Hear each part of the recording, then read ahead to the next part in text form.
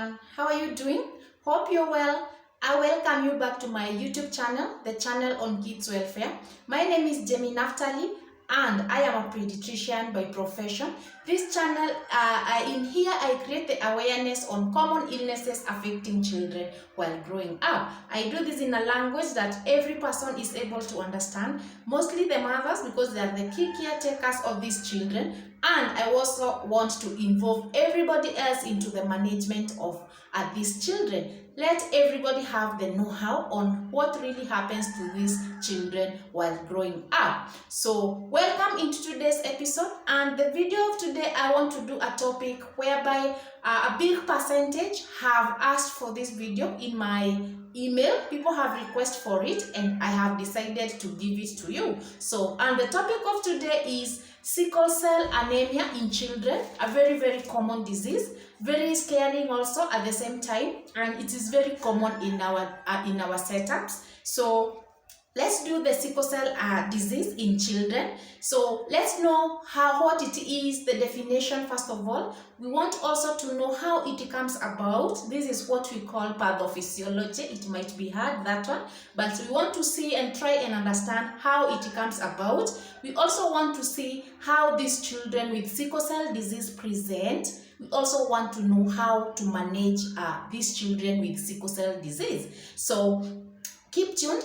Watch this video until the end, and if you haven't subscribed, hit on the red button, subscribe to be part of us, because this is a family and we want us to be as big as possible. So the definition, what is sickle cell disease in children? It is usually an inherited disease, yes, of red blood cells, which affects the hemoglobin, which is the HB. You've heard people talk of the HB level. This is the level of blood in your body. So this is the HB. So we are saying the sickle cell disease, it is inherited. It is inherited disease of red blood cells. It affects the red blood cells and affects the HB. So I hope you get this that it is genetical. That's a thing that people should understand here.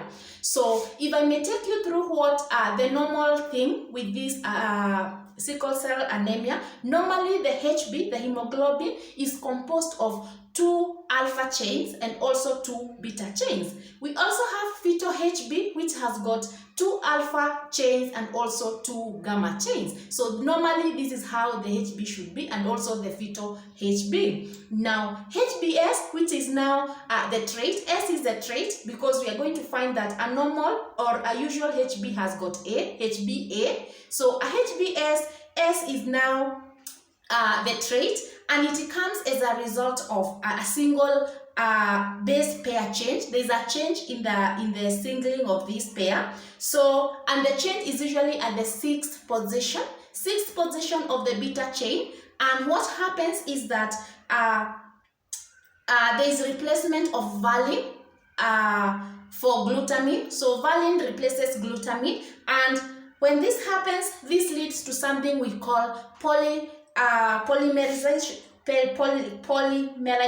of the HB, and when deoxygenated, and then this is causes cascades of effect, decreasing now the blood flow. Hence, they are chronic damage responsible for these clinical features. So what we are saying is, when this valine replaces the glutamine, and we are saying it is in the 6th position of the beta chain. So when this happens now, we get deoxygenation, whereby there is decreased blood flow. There is decreased blood flow leading to which does not go to the other tissues, and this now gives us the clinical features, the clinical presentations of these children with sickle cell anemia. This is part of, we call it pathophysiology, how it comes about. It is good to understand that part. So now let's go and try to differentiate between a normal. We are saying that the sickle cell is affecting the red blood cells. So how does a normal red blood cell looks like, and how is that of a sickle cell looks like? So normally a normal red blood cell is usually diamond in shape. If I may draw and show you, it is usually diamond in shape. So diamond is this way. I hope you can see. Diamond is this way.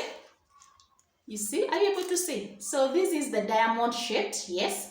And that of the sickle cell one, it is usually, we say crescent shaped, or yes, crescent shaped, or the sickled cell. So this is a diamond shaped, the normal red blood cell. This is the normal red blood cell. This is which is diamond shaped.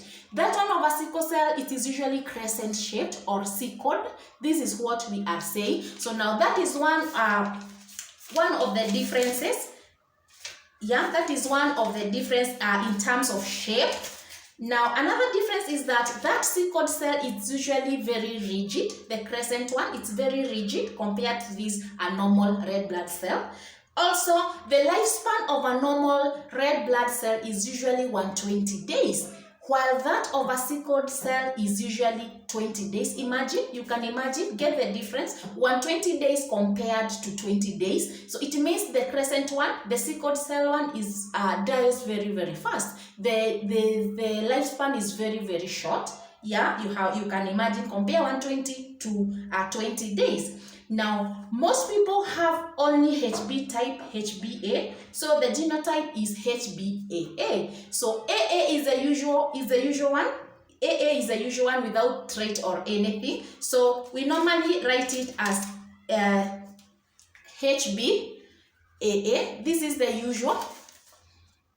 Yeah, that is the usual HB, the AA. So then we are going to say that the sickle trait, the sickle trait one has got both HBA and the HBS. So the genotype is HBAS. What are we saying? That the one with the trait has got both HBA, the usual, and also the HBS, the one with the trait. So the genotype here becomes HBAS. You see?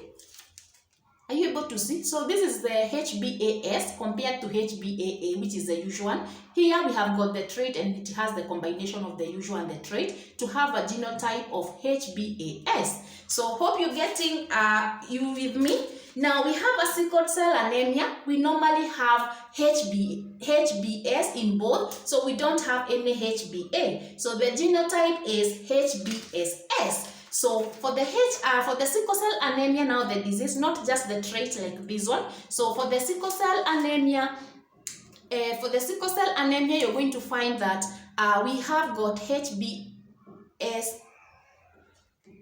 So SS is the disease itself. So we don't have any A anywhere. So the disease is HBSS. So this is how we go about it. Hope now you're able to differentiate now the terms. So let's show you with the diagrams. Now, if we remember, we said this sickle cell disease is usually inherited. So assume both parents, one parent has got usual red blood cell, you don't have any trait. The other parent has got a trait of the sickle cell disease. So what is their chances or the probability in terms of percentage of getting children with traits and those normal ones? So let's use this diagram here.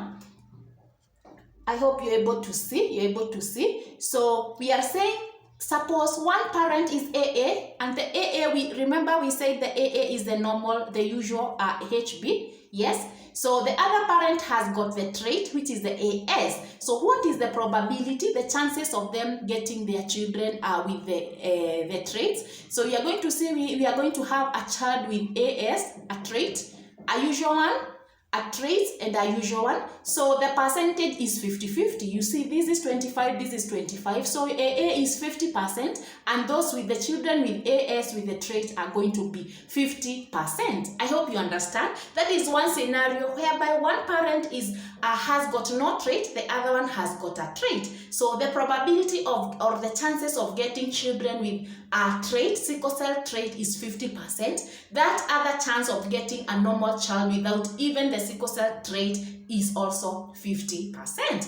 That is one scenario. So let's go to the second scenario, whereby assume that one parent, we assume that both parents have got the trait of sickle cell.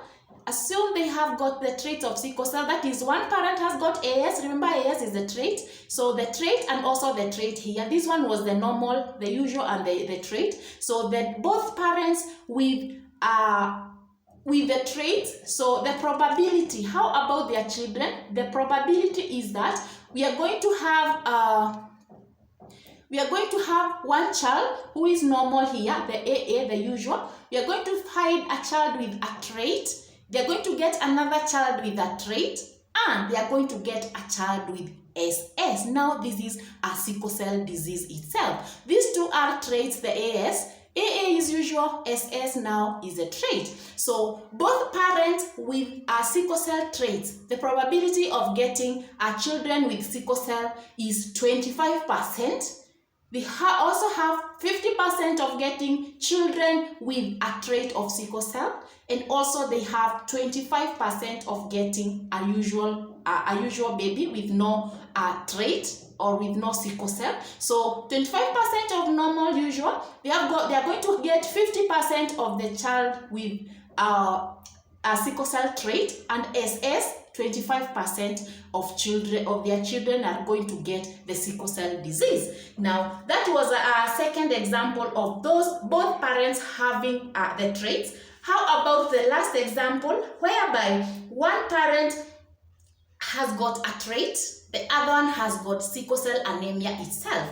What is the probability in terms of percentage about their babies? So now here comes the third example and the last one. So you can see this one. Yes, so we are saying one parent has got a trait. Yes, and the other one has got sickle cell anemia. So we have a trait of the AS. Remember, we are representing AS for a trait. And the other parent has got SS. They have got sickle cell anemia. What kind of children are they going to get? So you are going to find that are you able to see? Yes, you're going to find that they are going to have a child who is AS with a trait. Another one also with an AS, they also have a trait.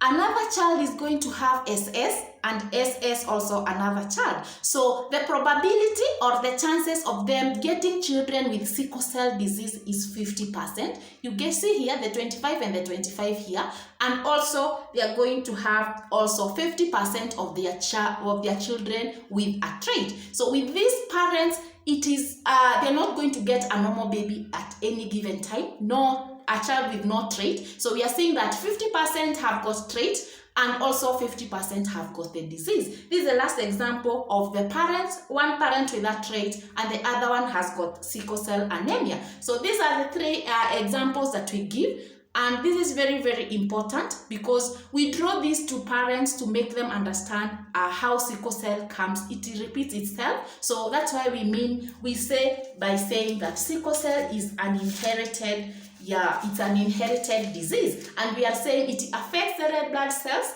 and specifically it affects the HB, the hemoglobin.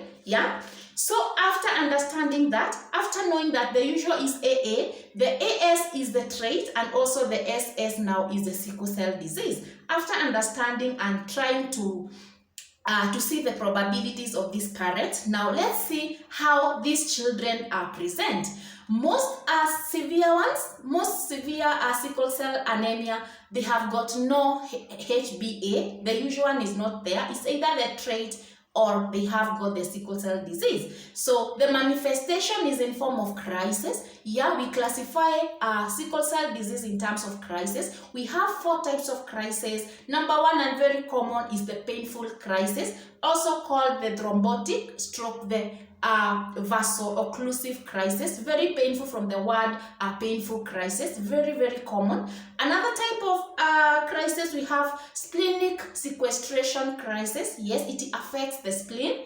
Another one, we got a plastic crisis. This is due to a virus we call parvovirus B19. This is the cause.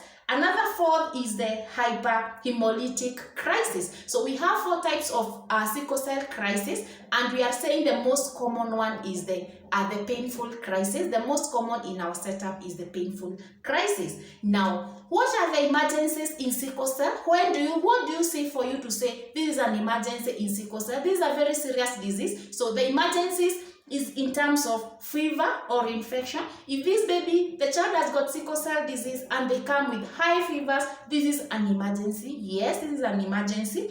If they have something we call acute chest syndrome. Acute chest syndrome now, it is whereby now there are respiratory symptoms. The child started having a pneumonia-like symptom. It still affects the lungs. So this is what we call acute chest syndrome. It's also an emergency. They also have stroke. If a child with sickle cell disease comes with a stroke, now again this is an emergency.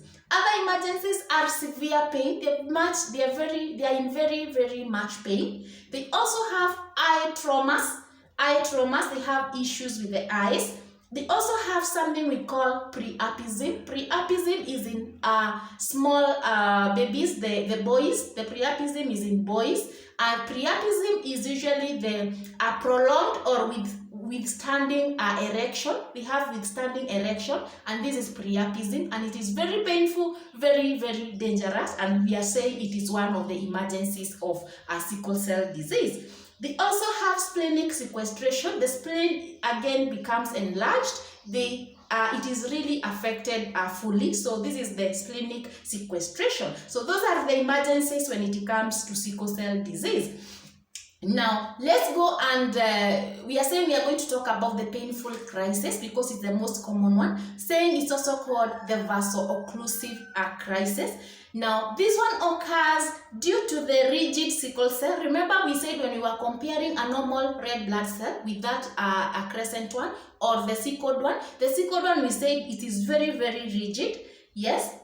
So this makes it impossible or difficult to move through the small blood vessels, blocking the blood flow to other tissues, hence giving us problems. It results to a lot of pain. So it is struggling. So this movement, when this sickled cell, remember they are not diamond shaped to move very smoothly. So they are crescent shaped. So in these ones we have got very small blood vessels. So they are like forcing, and in that case we get a lot of pain. That is why we are calling it a painful or vaso-occlusive crisis. So it results into pain and often damage to most organs because we are forcing. We don't have enough blood flow to these organs, other tissues. Yes. So what are the triggers when it comes to the sickle cell disease? What triggers it? So number one is dehydration. So what you should ensure every time is that these children with sickle cell disease do not become dehydrated. We want to make them rehydrated at all times. We also other triggers that triggers it are cold and stress. Other things are infections. So in case of child with sickle cell disease, you notice they have got infections, we want to treat them very fast before it now triggers and make us have this vaso-occlusive or the painful crisis. Yeah. So in painful crisis, the first symptom is usually something we call dactylitis. Dactyls are the digits, these digits. So we call it dactylitis, and also now there's inflammation. So the dactylitis. So what happens is that it is also called, the dactylitis is also called the foot and the foot and hand syndrome because it is the digits of the hands and those of the feet that are affected. So normally the onset is 6 months to 2 years. That is when this one occurs. So there's pain in this the dactyls. These ones we are saying they are the digits. So they appear like this. They are very swollen, very red, very painful. So you're going to find them, they stay somehow like this, and the child just cries because of pain. So this is how it appears like. These digits, the fingers and also the feet, you can imagine they are swollen, they are very red and very painful. So this is the dactylitis.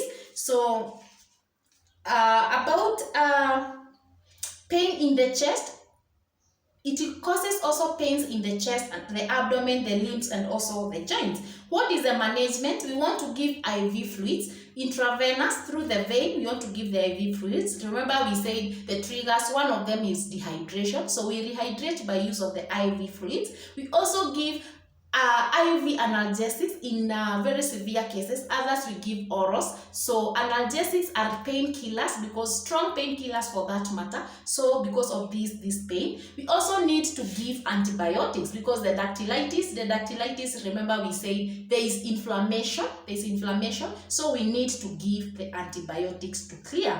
So another about acute chest syndrome, we said also it's an emergency. We are saying it affects the lungs, and we get respiratory symptoms just like pneumonias. They also get fevers.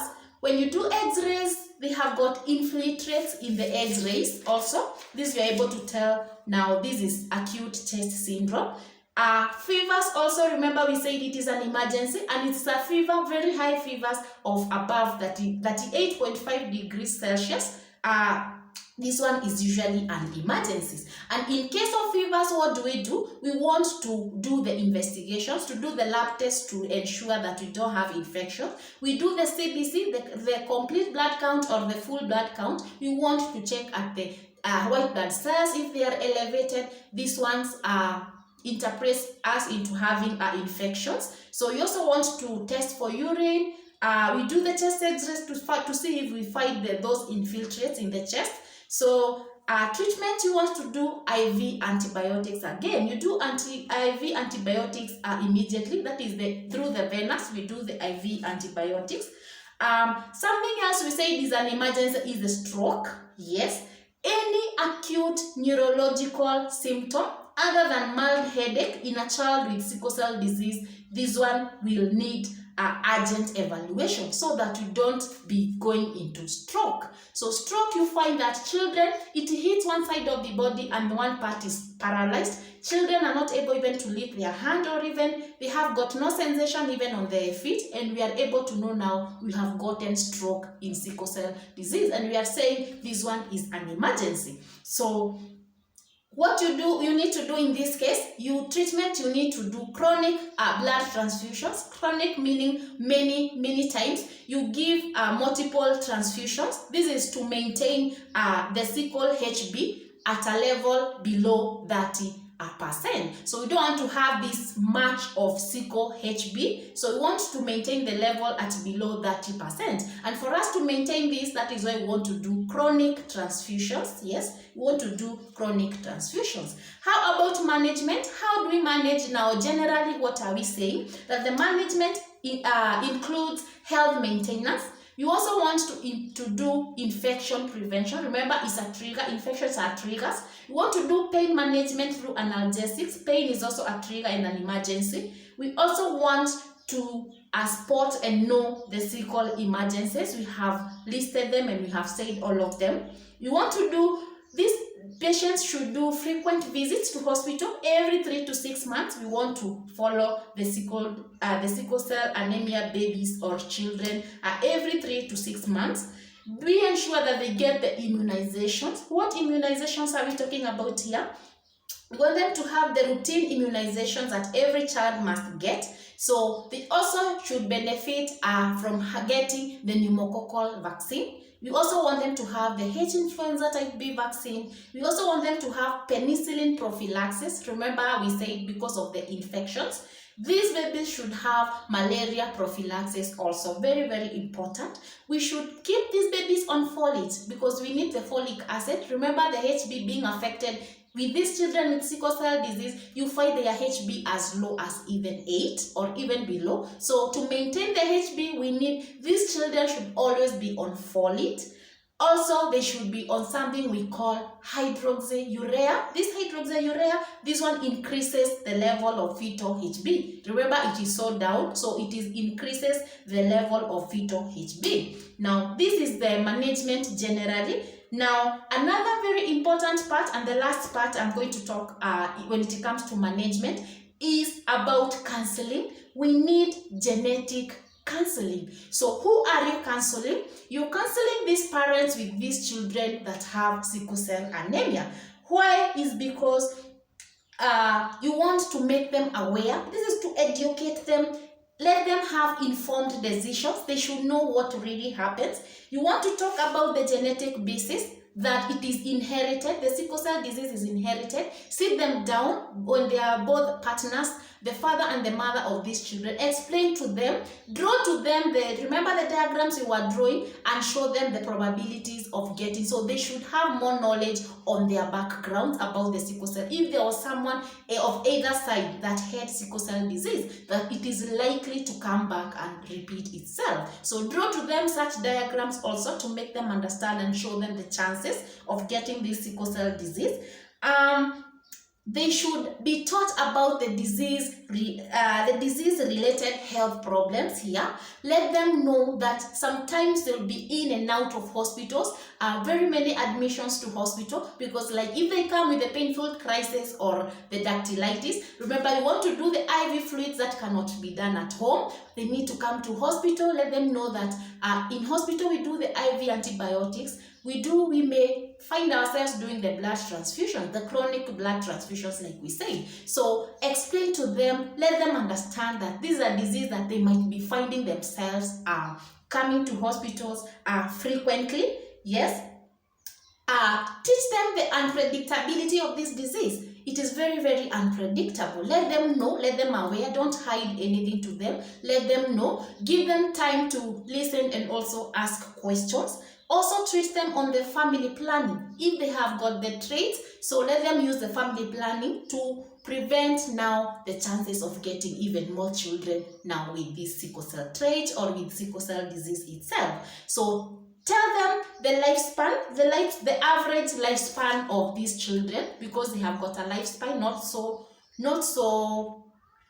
long, it's short. So let them understand this. It is a very scary thing, and sometimes parents may give up. Yeah, so talk to them, let them listen to you, let them understand, draw to them the diagrams like I said, let them know the chances of getting a child with sickle cell disease, let them know all these things. So this is what we are calling the genetic counseling. Let them know all this. So this is the end of this video. I hope now you know more about the sickle cell disease, what it is genetic, how these children present, what we call emergencies in sickle cell disease, how we manage the chances of getting both parents with traits, and when both parents one has got a sickle cell anemia, one is usual and the other one with the trait, the 3 diagrams we described. I hope now you understand. So if you have any questions, kindly go to the comment section, comment, let me know. If you need any clarifications, even in the emails, my email is provided at the end of the video. Thank you to those who asked this video. Thank you, because I know it will help many people. That's why I always tell you to share these videos widely. You never know which people you are helping. A child, a mom is somewhere struggling with a child with sickle cell disease. They don't even know where to start. So please share these videos widely. Again, remember to subscribe. If you haven't, you're watching my videos and you haven't subscribed, kindly subscribe to be part of this wonderful family. Turn on your notifications to know every time I'm posting a new video here. This one was a long video because the sickle cell disease is long, and I tackled on what I think is important, what people should know. Thank you so much. Until next time, bye-bye.